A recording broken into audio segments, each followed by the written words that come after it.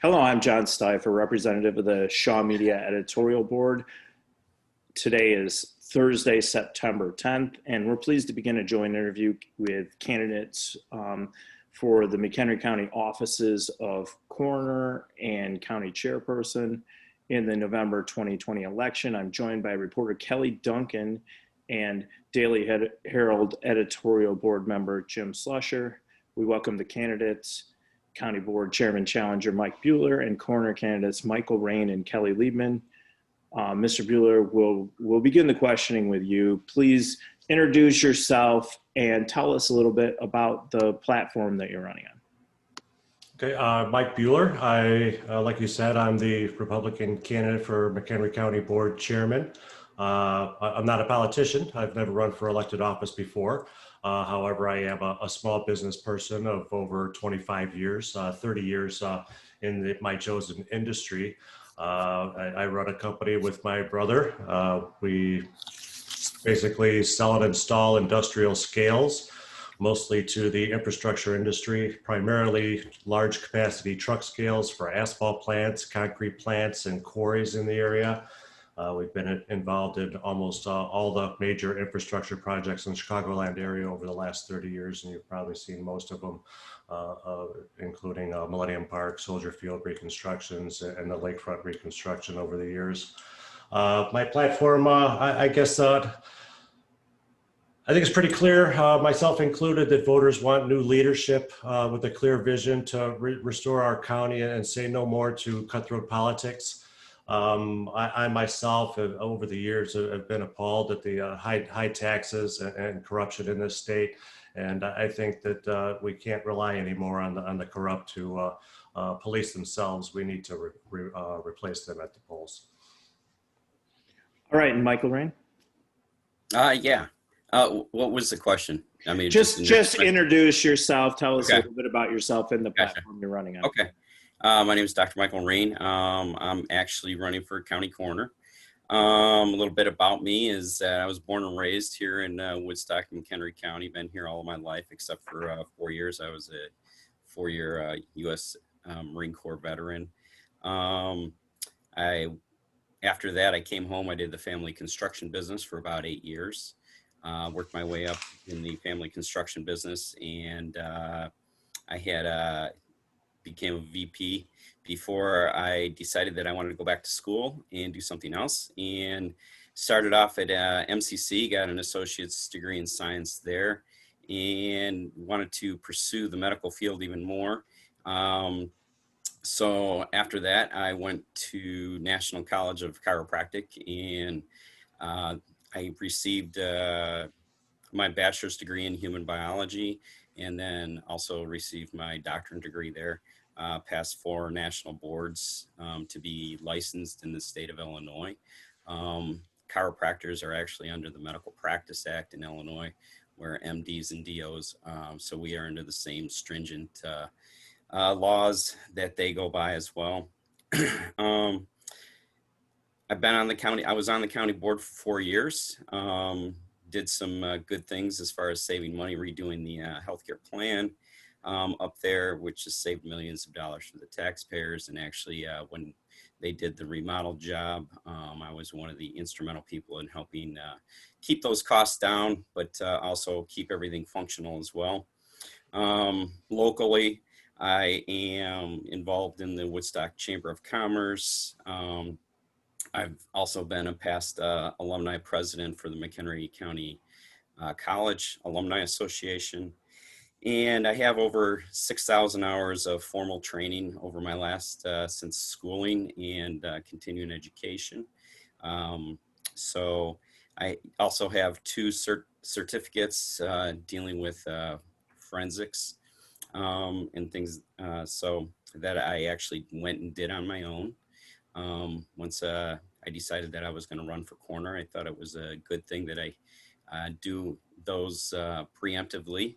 And, you know, if I am coroner, the taxpayers don't have to pay to have that. You know, I have the medical background to do this job, and I look forward to serving the taxpayers. All right, and Kelly Liebman, you're on audio here. We don't see you, but you'll be answering the question next. And you're a Libertarian candidate for coroner. Tell us about yourself. Yeah, thank you for inviting us and interviewing us today. We appreciate it as candidates. My name is Kelly Liebman. I'm 43 years old and I've lived in Wonder Lake since 2004. Prior to that, I lived in Harvard for 2 years. And I'm actually a Wisconsinite from birth. I'm running for coroner because I want to help those mourning the death of their loved ones. They need hope and support during tragic times. Residents also need to be assured the coroner's office and death investigations remain independent. The coroner should prioritize the needs of residents, not politicians and bureaucrats. With the escalation of the use of force by law enforcement agencies across the country, now more than ever, we need to safeguard that death investigations are autonomous. As a Libertarian, my office will be unconstrained from political pressures from current Republican elected officials. My education in police science, including criminal and civil law, and training as a 911 dispatcher provide me with unique experience beneficial to the office of coroner. Thank you very much. All right, I'll go back to Mike Buehler for this question that is specific to the chairman race. How would you work to ensure that board members and the chairman work together in the best fashion possible? And what's that look like? I think I would bring a fresh perspective to utilizing my decades of experience in small business, teamwork, collaboration, and mutual respect with the board in order to find the best solutions to any given problem. I found that over the years the importance of helping those around me perform to their highest levels by giving them a level of autonomy and utilizing their individual areas of expertise to the greatest benefit. And in terms of working directly with the board, like putting together agendas, putting together a budget, how would that function for you? Well, according to county board rules, the committees generally will set the agenda. If something's approved through committee, it should come to the agenda. I don't believe that it's the chairman's job to keep anything off of the agenda that the committees might put forth for a vote. That would be more of an executive position, and the county board chairman in McHenry is actually a parliamentary position. I think that my opponent over the years misunderstands what the role is as chairman. There was a referendum on the ballot a few years back, and the voters overwhelmingly rejected an executive style of government here in McHenry County. So that most of the initiatives should definitely be coming through the committees. All right, and we'll go to Kelly Liebman now. Speaking of referendums, there is a referendum on the ballot related to the coroner's office to eliminate and have it be an appointed position. What are your thoughts on that, and what's the benefit of either way? I believe that the coroner should remain elected. Chairman Franks compared the abolition of the elected coroner's office and converting it to an appointed coroner's office as the same as the merging of the recorder. I'm sorry, did I say anyway, as opposed to merging the coroner, he compared the merging of an elected coroner to an appointed coroner as the same as the recorder's office merging with the clerk's office. That is not correct, and it's misleading. The coroner's office would be abolished and voters would never have a choice again, and it would be elected by bureaucrats. I'm running because the coroner's office needs to be autonomous from administration, from other politicians like Republicans that are currently the state's attorney and the sheriff. And I believe that the voters truly can choose the best coroner for the job. So when you're saying separate from the sheriff, you mean different than how it operates right now? What? No, independently. I mean, they work together, but if you have conflict of interest with the sheriff and a case, and maybe an officer getting in trouble, or, you know, being in a car accident and on duty, or even off duty, you have to have that autonomy and not be pressured to rule a death one way for political purposes. But the current coroner is a member of the sheriff's department. So is it a problem right now? The coroner's office is not a member of the sheriff's department. Coroner's office is actually works in conjunction with the sheriff's office. So a deputy of the sheriff's office is not in charge of the coroner's office right now?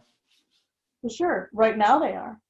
Yeah, that's what I was asking. Is it a problem right now? I'm sorry, then I misunderstood the question. Okay. Is it a problem how it's operating right now? If a case were to come up, I think it would be a problem. Okay. Where you have a deputy or somebody, related to the sheriff's office. It would be a problem now. Yes, I do believe. Okay. And Michael Rein, the same question to you with the referendum. What are your thoughts on that? And what's the benefit of having it be an elected position as opposed to being an appointed medical examiner? Well, I think that it should be still an elected position. Ultimately, the voters are going to decide on, they're voting to get rid of the vote, their own vote, to hand it over to a politician, to appoint it. Now, I don't think that I think the people are the ones that need to decide who they believe is the best person to have that elected person in office. So I think that what we need to do, can you hold on for 1 sec? Sorry about that. So I'm in my office. So anyways, so I think that to keep death investigations separate from any outside corruption is why the people should be electing the coroner.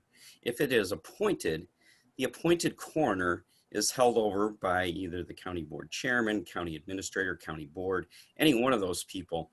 And if you have an interesting, we have a case where a county board member actually was involved with a possible death with the AJ Friend case, that could absolutely have conflicts of interest with that.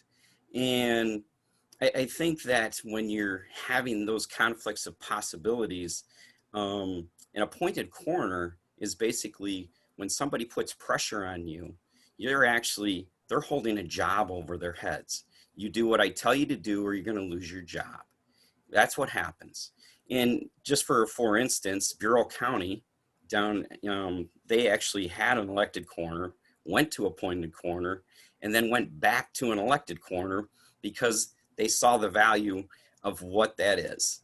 And I think that the voters can choose who they need to be as far as the elected coroner.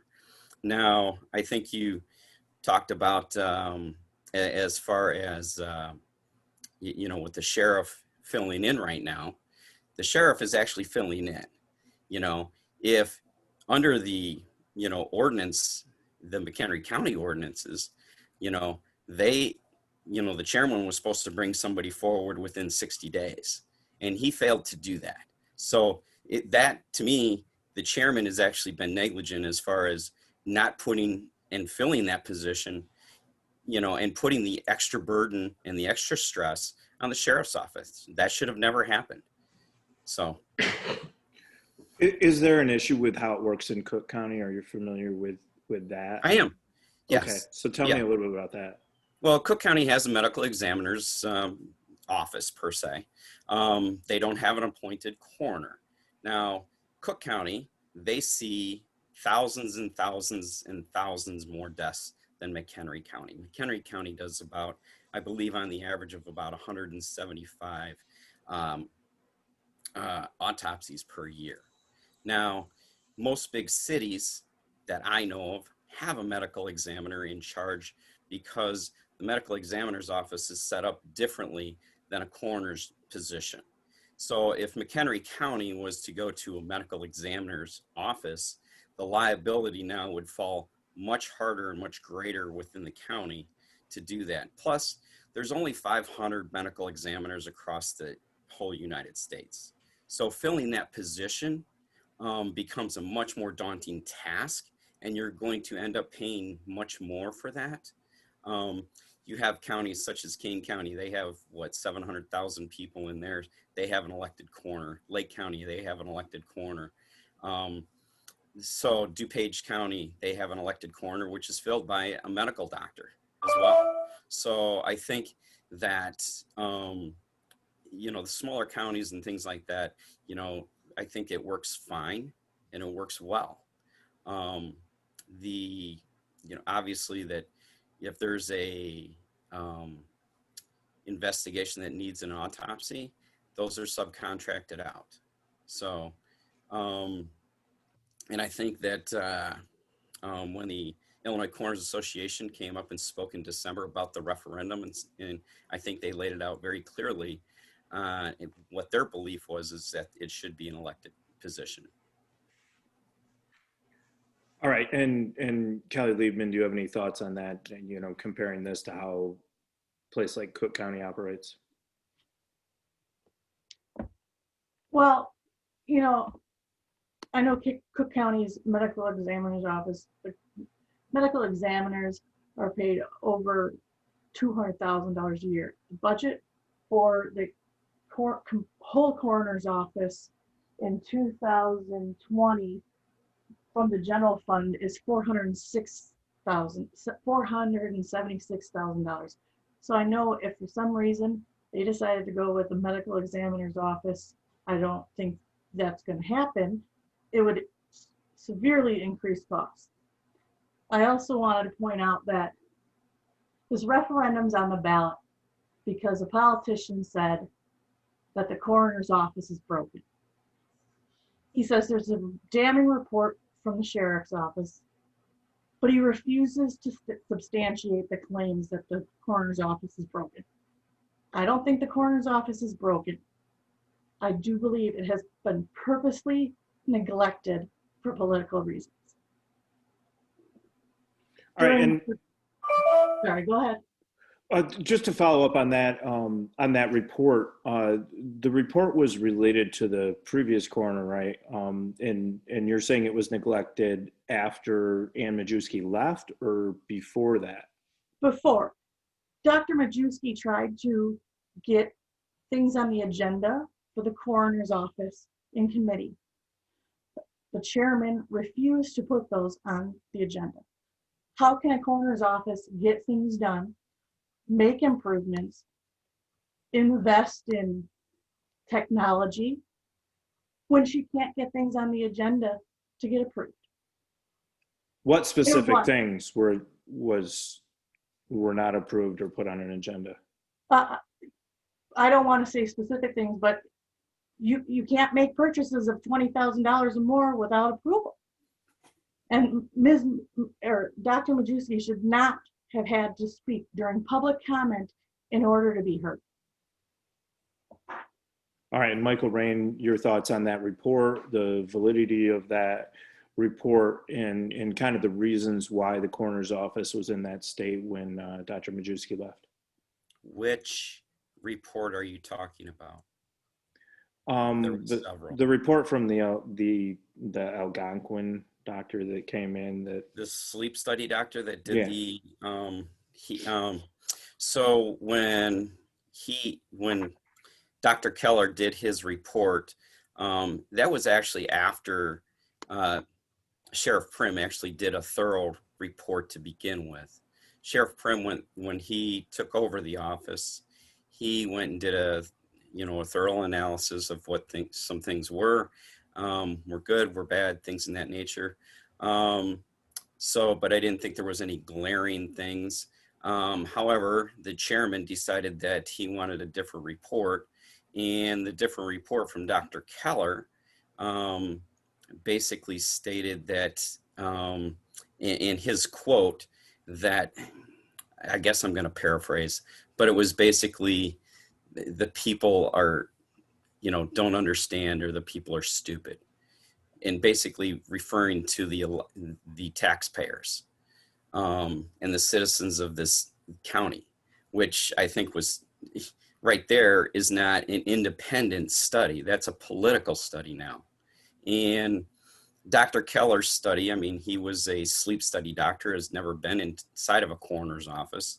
He never has seen the inside of a coroner's office. Tissue samples and other samples that are taken are stored differently than when they are in a hospital. So to make those comparisons were totally unfounded, number one. I think that I also have stated that the Illinois Coroners Association actually would have come up for free and done an analysis of the coroner's office. That's what they do. The only thing that they needed was a phone call, and they would have done it for free. And they're the ones that are the experts. I believe at the time, Rob Russell was the president of the association, and that's what the Illinois Coroners Association of Medical Examiners does. They help other coroners, or the medical examiner's office, whether it be in Chicago or the other 101 counties. They're there to help, and they never received that phone call. So Chairman Franks made it totally political. That's all it was. There's been no substantial evidence of the coroner's office being broken. So that's what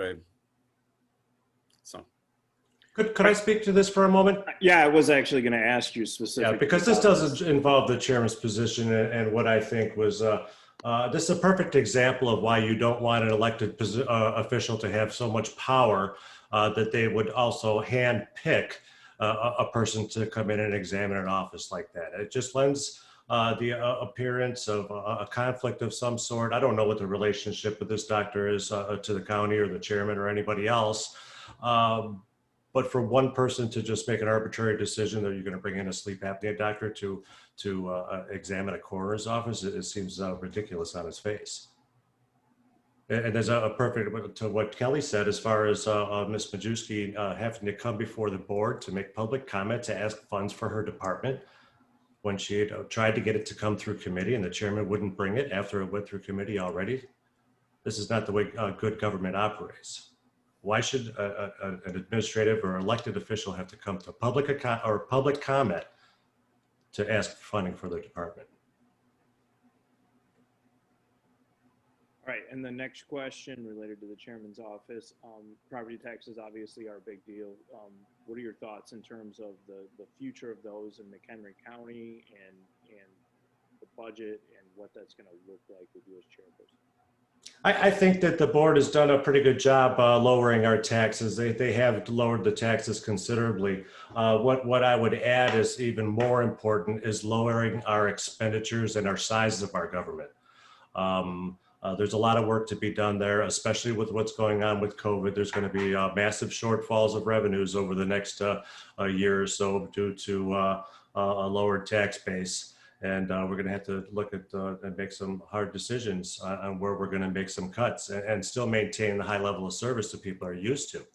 I think we could use the example of our circuit court clerk's office. Kathy Keefe has done a wonderful job lowering her expenses in her department over the last 10 years. I believe she's down about 21 employees by use of technology and automation to make her department run more efficiently. And we could apply that towards multiple departments within the county in order to achieve some major cost savings. And working with the finance department and the finance committees, I'm sure that we could come up with some solutions, viable solutions, and still, like I said, maintain a high level of service. All right, now I'm going to go back to Michael Rein, coroner-related question. With COVID-19, what do you believe the coroner's office role should be informing the public on deaths in the county, the reason for deaths in the county, and how do you feel like the office can work to be more transparent with the public on those deaths, number of deaths, things like that? Okay, I had a hard time hearing you, John, but I think you were talking about COVID and how to work with. I couldn't hear. How to inform the public on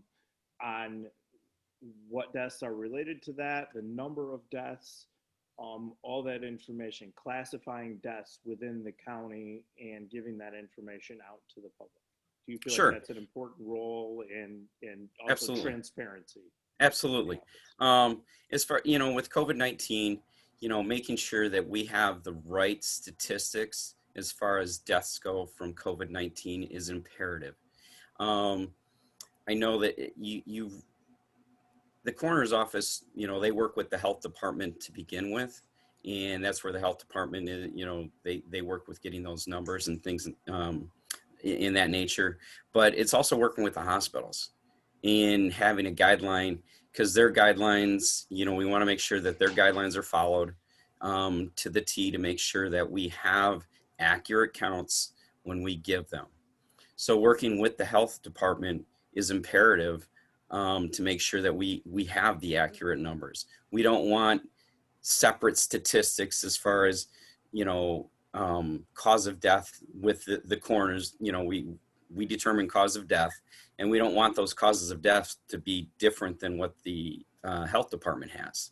So we have to coordinate together, make sure that we work together with that, and to make sure that we have an accurate and statistical analysis, so everybody is, satisfied that we have the best that we can have. If you don't work together with the health department, you're going to have differences within the coroner's office and the health department. So we really have to make sure that we work together with the hospitals, we work together with the health department and the coroner's office, all in a three-pronged avenue to make sure that we have those accurate numbers. And related to that, does the coroner's office currently classify deaths and have statistics related to that? I believe they do, yes, because, they should have an accurate count of what the cause of death is. Okay, there's cause and manner of death. If cause or manner of death is COVID-19, they should have those statistics. And as far as I understand, and from what I've read, yes, they do. Same question for Kelly Liebman. Well, my answer is going to be just about the same as Mike Rein. We have to work together with the hospitals and the health department. The health department's the one where you find the statistics. As of today, we had 4,150 confirmed cases of COVID-19, 116 deaths, and 2 probable deaths.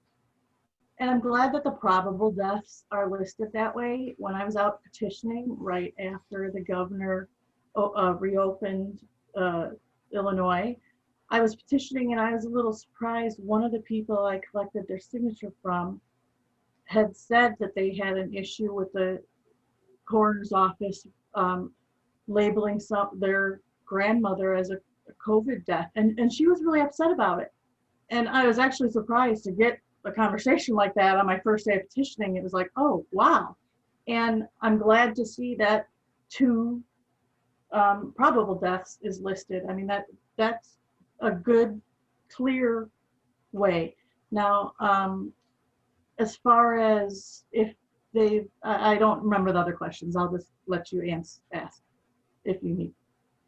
In terms of classifying deaths, and this may be COVID or anything else, do you believe that the coroner's office currently has that information? And if so, why isn't it being made public? The coroner's office does have that information, but the health department makes it public. Coroner's office reports it to the health department. Related to COVID, I'm saying other reasons of death. This is completely outside of COVID. Other transparency of the department, causes of death. The county board's website, or the county coroner's website, does have a list of the deaths and suicides, and broken down. However, the last information they have on there is from 2008. So they definitely need to update that. That'd be on the administration or the interim coroner right now, but that information is on there. From before 2008, that's 18. Okay. 18 is the last year that is available on the website. Okay. And what should be done to update that information? Well, you can't, I mean, put a column in for 2019 and whether you want to create a column for a running total column. The coroner's office seems to be so understaffed. I would hate to put more of a burden on them. I believe in transparency 100%, but to keep a running total of deaths on the website for 2020, I think that would be a burden for the understaffed office already. Okay. One of the glaring things that I noticed from the sheriff's report is that our deputies cannot go to training because there's not enough people, not enough deputies to fill the place if someone goes to training. That's just not right. So What would you do about that?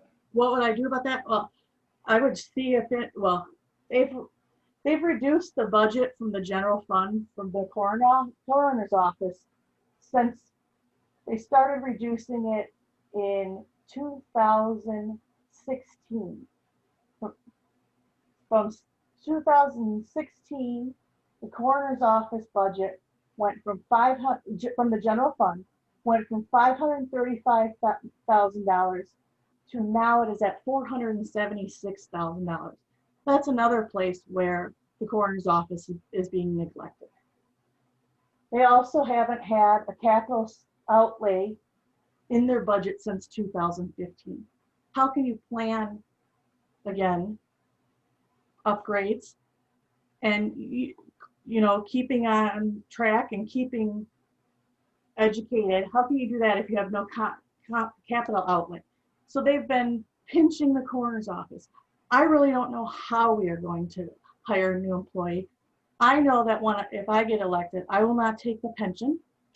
So that will save taxpayers money. I'm hoping that will be a jump start to possibly being able to hire somebody else. And Michael Rein, follow up on that. In terms of staffing, budget, and the pension, what are your thoughts on that?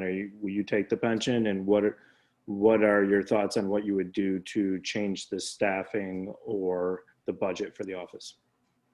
Yeah, I don't plan on taking the pension as well, and I think that as far as staffing goes, I know that the current acting coroner and one of his deputies were at training for a week because I was with them. So I do know that they are continuing training. I do know that one of the deputies went and finished her ABMDI certification, which is a national certification. So I do think that they are being able to do certifications and things of that nature. I know the coroner has to do, I believe, a yearly certification with the Illinois Coroners Association. That's part of the state mandate. I also think that as far as I know, when Dr. Majewski took over the office, she actually whittled down the budget and kind of got rid of some, over budgeted things. And I know that one of the things that Sheriff Prim had talked about was having a chief deputy coroner, which is kind of a second in command, which they never really had. So I was looking at that position as more of a hybrid position as far as part administrative and part coroner deputy, where they still would go out on calls and things in that nature.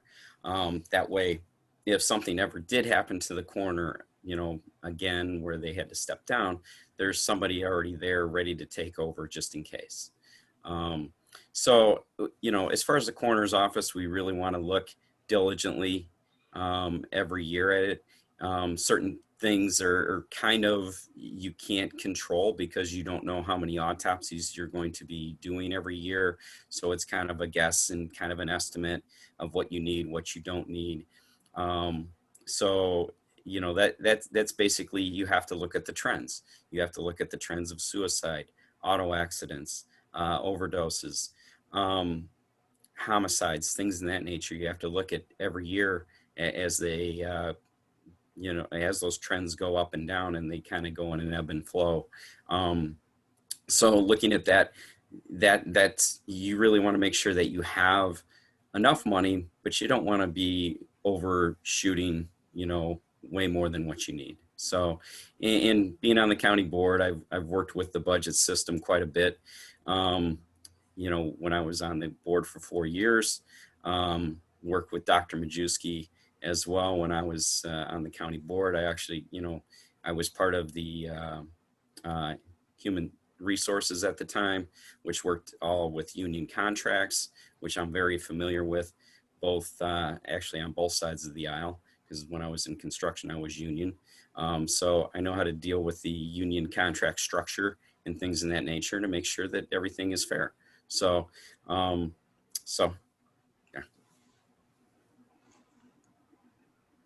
Something? Yes, Mike Buehler. I think we also have to look at alternate revenue streams for that department. McHenry County, it's I don't know that anybody even really knows this, but we lost out on grant monies that were provided by the federal government. And why we lost out was because there's no teamwork between some of our departments. The comprehensive opioid COAP program from the Department of Justice, DuPage County received $1.2 million. McHenry County would have qualified for almost $900,000 in funds to help combat the opioid crisis. And those monies were shared between the Sheriff's Department, the Health Department, and the Coroner's Department. And it was a collaborative effort between the 3 departments to apply for and receive that grant money.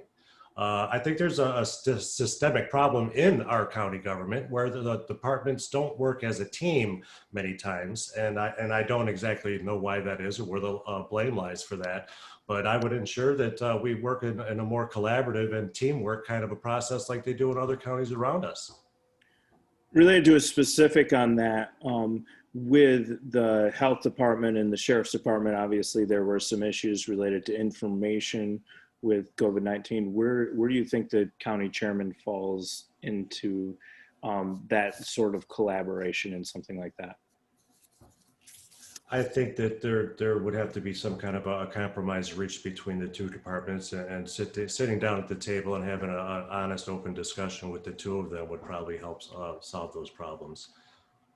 Do you think it would have gone to court if you were there? Oh, I wouldn't want to make a prediction of whether that was the case or not, but I would certainly make an effort to avoid that at all costs. I mean, there's no sense in 2 county departments going to court fighting each other. There's got to be some common ground that they could reach. All right, Michael Rein, we will come back and we'll have one final comment from you. I have a follow-up question for Mike Buehler. With a lot of those departments that you're talking about, those elected positions are Republicans, the sheriff, the state's attorney. How would that work for you working with other Republicans, and how could you maintain independence both with the county board and with those other departments when you're all of the same party? Well, I may be running on the Republican ticket, but I'm not a politician. This, like I said before, this is the first time I've run for elected office. I'm a businessman, and in my world, we work together to find solutions. Partisan politics after the elections need to be set aside and work together, and not a partisan fashion. All right, now I'm going to go back to the coroner candidates. If you wanted to respond to any of the previous things we talked about, and then kind of tell us what separates you from your opponent. We'll start with Kelly Liebman. I'd like to say that when I say I won't take a pension, I mean it. When my opponent was a part-time county board member, he joined the RMRF. And so to say he won't take a pension, I think is a little disingenuous. What stands me apart from my opponent is I'm independent. I have criminal and civil law background or training, and I care about the people. When 2 of my friends passed away in a motorcycle accident and everybody else was grieving, I got to action and I changed got the county board to change the light at the intersection where they were killed. Since then, there's only been three injuries with crashes at that intersection since 2017 and no deaths. And this is something that the county McHenry County Division of Transportation just blew off when I told them about the accident and told them about how many crashes had been at that intersection since it had been redone. The residents need somebody who will speak up for them. They don't need a party member. They need an individual. And that's what I am. Thank you. All right, Michael Rein. Yeah, I just wanted a quick comment on what Mr. Buehler talked about with the comprehensive opioid abuse site-based program competitive grant. That was offered not only last year, but this year. And McHenry County could have received up to $900,000 for that grant in each year. But that was not done. And so there's a lot of, we left a lot of money on the table there to help with opioid abuse. When I decided to run for coroner, I decided to run because I think I can make a difference within the coroner's office and the community. I think that the coroner's office has been it needs to be updated into the 21st century.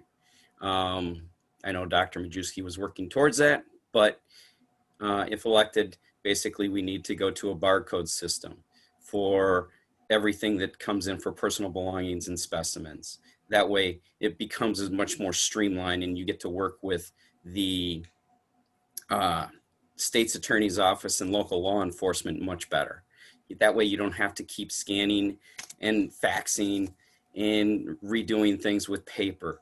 Our county coroner, or the coroner deputies, they need to have iPads to go out onto scenes and to where they go, because having paper, it just takes time. It's much more efficient to have an iPad updated and things of that nature.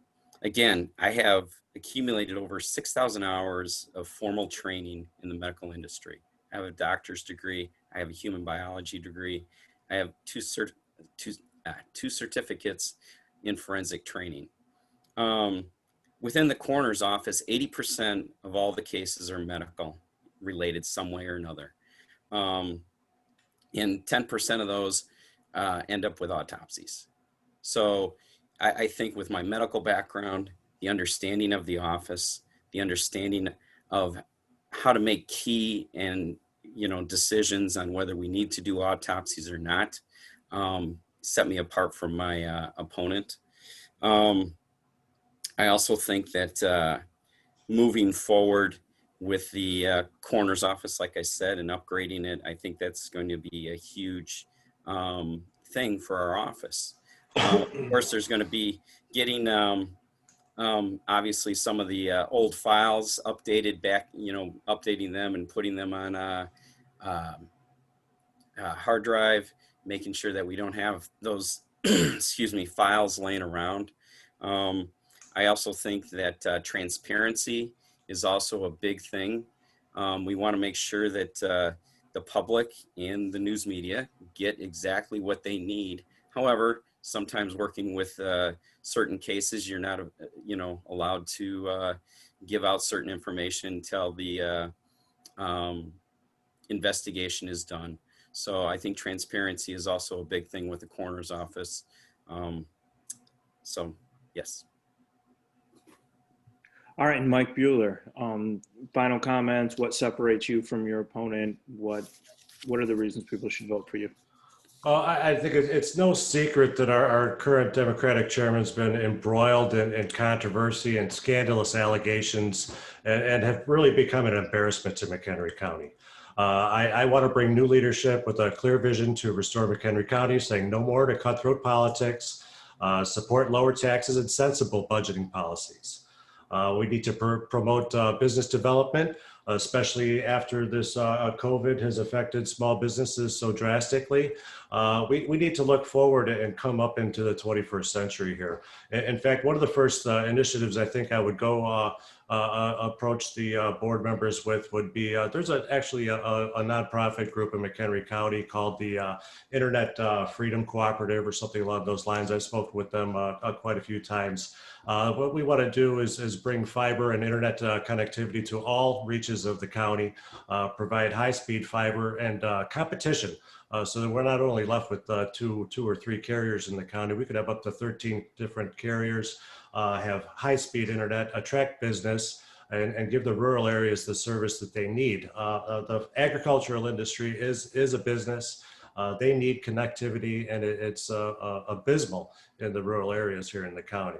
So, and that would be not a government operation. That would end up being a privately owned, community-owned infrastructure that would save wouldn't cost the taxpayers anything. It would pay for itself over time. So we'd also need to improve and maintain roads and infrastructure in order to support the traffic that's going through the county, and in turn try to attract industry to McHenry County. All right, that concludes today's interview. I want to thank the candidates for their time and participation. Good luck on your campaigns. The election's November 3. Early voting begins September 24. That'll include mail-in voting this year. We encourage all voters to research the candidates and issues in all the races and make use of the Daily Herald and dailyherald.com and the Shaw Media Local News Network and their papers, including the Northwest Herald, as part of that research.